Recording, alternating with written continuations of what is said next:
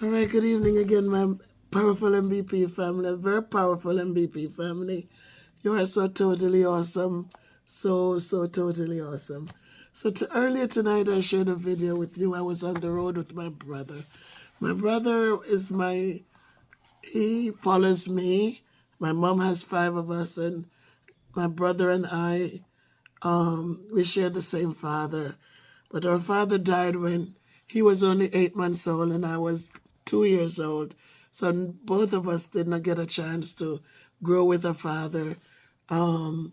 We depended on the main people in our families to show us the way of what a father should be or could be. But we have thrived, and we have both done well. My brother is a teacher, just like I have been a teacher, and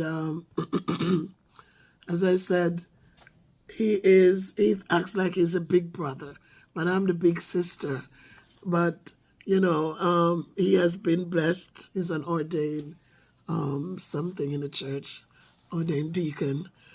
But he always had that thing about him where he is never selfish. He's never mean to us, and I think it's a nice balance because I have also not been selfish towards him, my nephew, and so it just is awesome.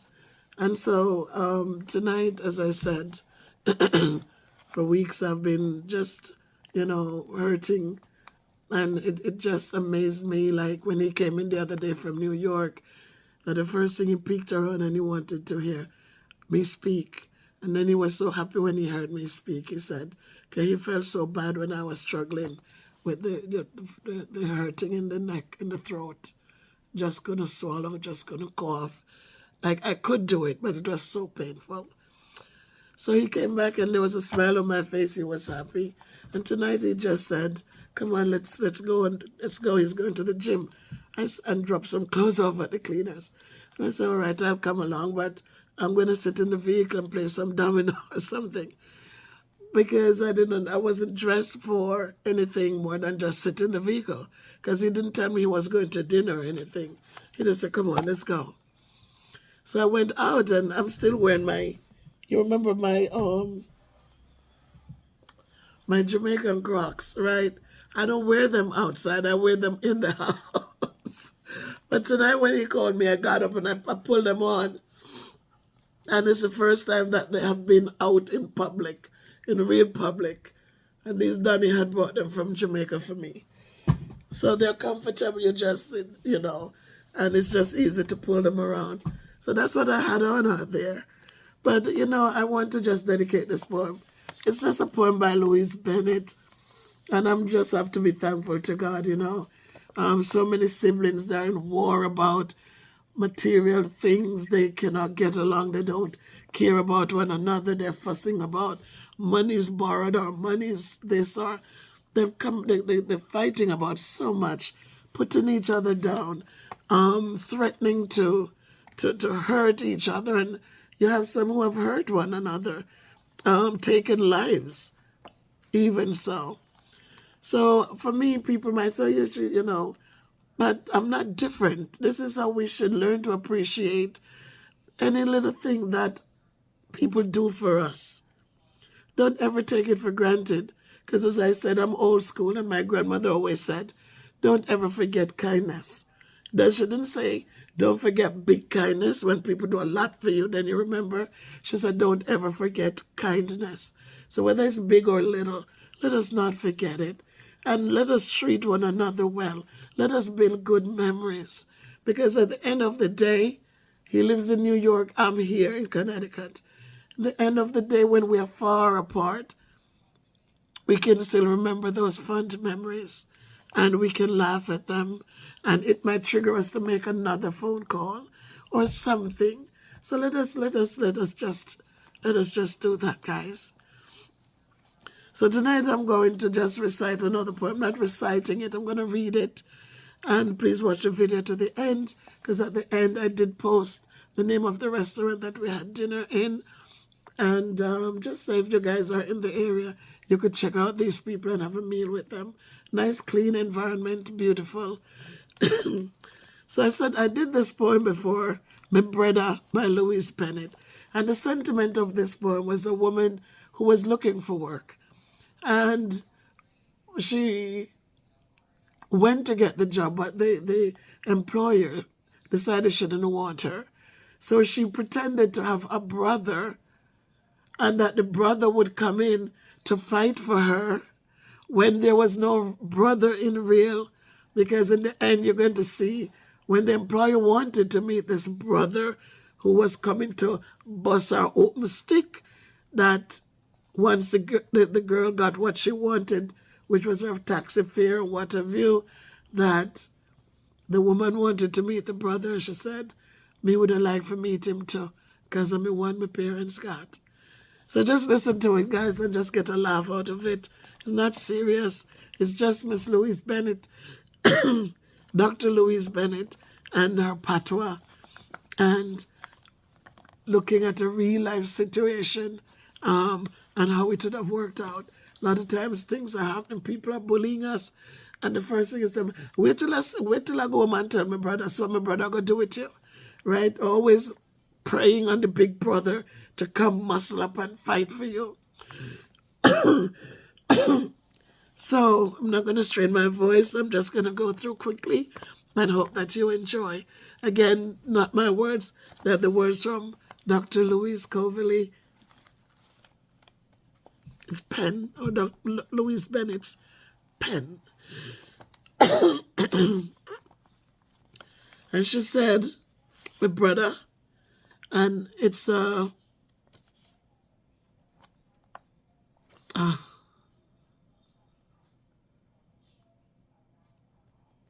right, it's just what I said before. There was no brother, but the woman was claiming to have a brother in order to intimidate the employer.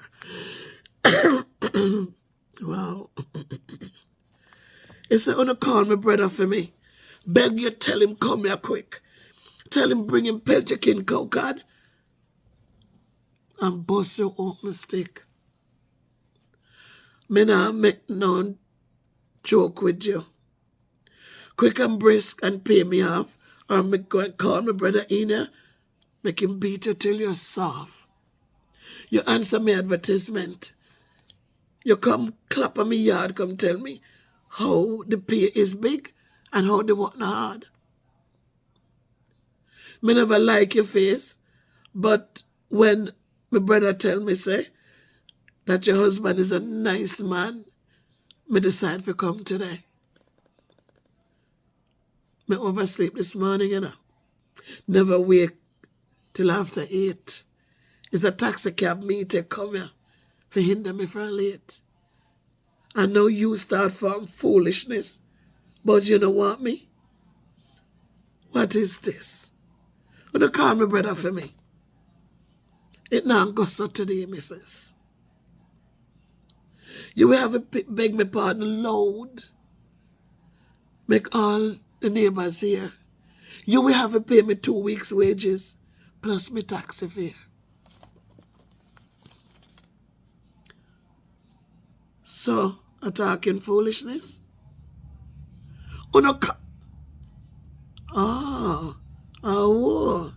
You change your mind. Thank you. Goodbye. What did you say, missus? You would have liked to know me brother? Me can't help you in that. Me would have liked to know him too. Cause I'm the one my parents got. So I'm dedicating that to my brother Lincoln, the one and only brother. We always say, he says, I am your whole brother. Means that we're the same mother and father.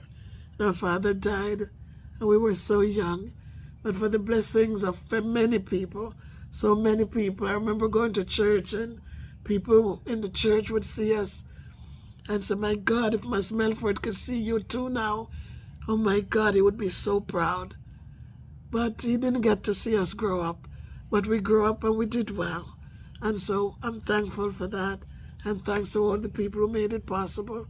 And thank God for the inner strength that He gave to us, that no matter what came our way, we pushed through.